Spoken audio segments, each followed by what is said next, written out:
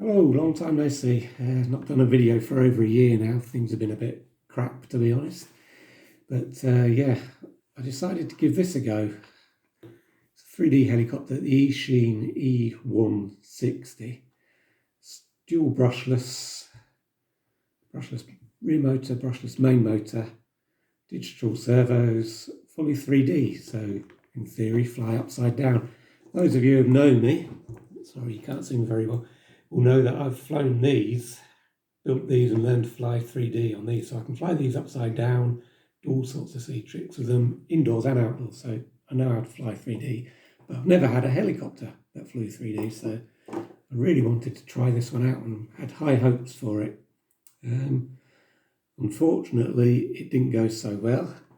I did fly it around and found it reasonably easy to control in normal flight the right way up.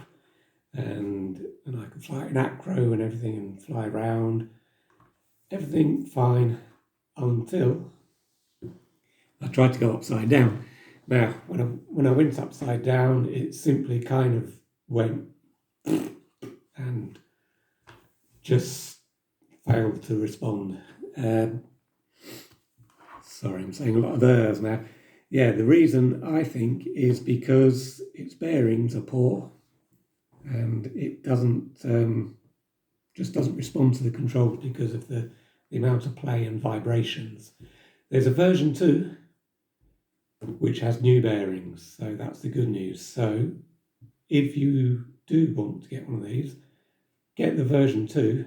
If you get the version 2, I think you'll be spot on, because I've seen people fly these with the original bearings and been okay, whereas other people have shown it has a terrible tail twitch, and like me, they get a lot of vibrations that they can't get rid of, and that stops the helicopter responding properly to the controls.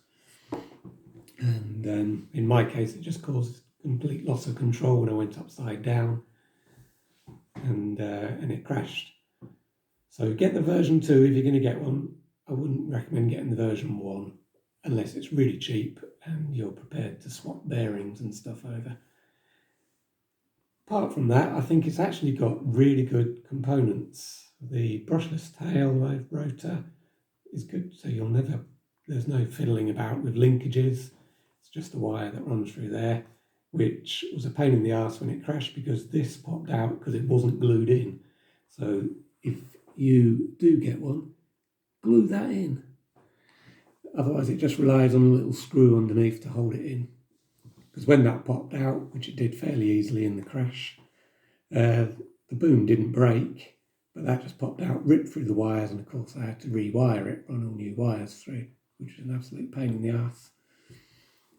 Also, the servo arms break, so get some spare servo arms. I'll put links in the description for that. I suggest servo arms at the very least, and a few of the gears, the main gears at the bottom, because that's stripped as well. So after my crash, I was obviously grounded until I got those parts. So if you buy one, get the version 2, get some spare parts, and you should be good to go. In the crash, the other thing that broke was the canopy. That's only a pretty flimsy. I'll sellotape that back together, but I've got a new one as well in case that goes. And of course the skid, which you can see I've fixed with a bit of bamboo skewer, which I built these from. So yeah, I strongly suggest do not get the version 1 because it just doesn't fly well unless it's on offer really cheap. Get the version 2.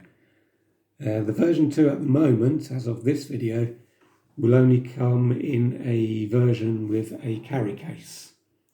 So obviously that's more expensive, but in my opinion it's worth doing that. So yeah, hopefully the weathers will improve enough for me to fly this again and I'll get some new bearings for it. But at the minute we're in the middle of winter and it's really quite crap.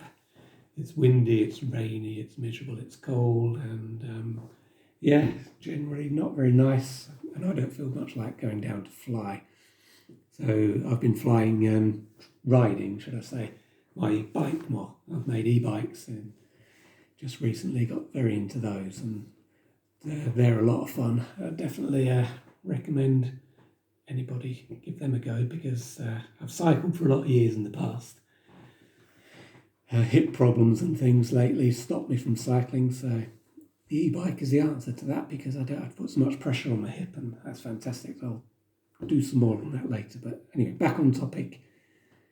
Good helicopter, good components, just a few crappy bits let it down, which is a bit typical of eachine, to be honest.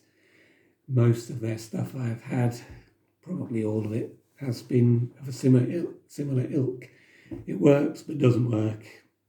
Fixable, but you've got to fix it. Why they can't just make something that works right out of the box, perfect, great, is beyond me, but there you go. Anyway, I'll put links to in the description to this and spare parts. And if anybody's interested in my setup, I've got it set up on an X-Lite, and I've ended up putting a very high RPM speed, head speed, because at lower speeds the tail twitch was just ridiculous, and it was pretty unresponsive and just didn't feel good at all. So head speed, it absolutely, it's about 90% head speed, and it just screams a bit, but it's a lot more stable like that. Anyway, yeah, there might be an update on this, so I do fly it sometime, hopefully. If not, then there you go, that's my quick thoughts on this. Right, so eachine E160, bought from Banggood with my own money, as usual. And yeah, there you go. The other thing I bought was, I thought I quite like fixed wing still, and I haven't done FPV on fixed wing. The reason is I wanted return to home before I do it. So I thought I'll get this. It's a cheap, simple Zode flight controller with, that's all it does is return to home. So I got that, and that's going to be going into one of my gliders, or maybe the Spitfire, I'm not quite sure, not decided yet. But again, already when I've read the instructions properly, there's an issue. In that its height, its return to home height setting is not adjustable. Why would you make that not adjustable? And is set to something like 30 meters, 100 feet.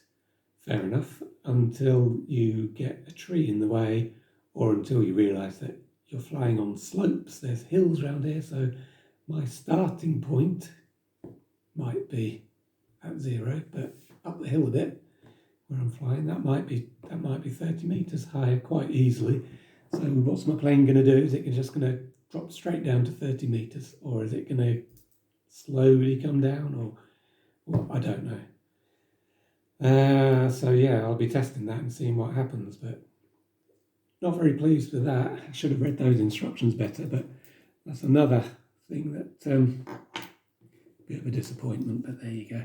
We'll find out. That's the Zode something or other. I can't remember. Copilot Lite. Zode Copilot Lite. Anyway, it might be a bit of fun. Be interesting to see what happens. And yeah, please click any links in the description if you're buying anything from Banggood. I'll put an affiliate link there. It's cost you the same money, and I'll just get a little bit of commission, which that's how I managed to buy this one, with a bit of my own money and some commission from affiliate links. But that's what I put the money back into, like most YouTubers. And yeah, like, subscribe, and hopefully I'll make some more videos soon. Probably on the bike, to be honest, but maybe some more RC stuff. We'll have a look and see what goes on. Anyway, thanks very much for watching if you have been, and I'll see you on the next one. Cheers, bye.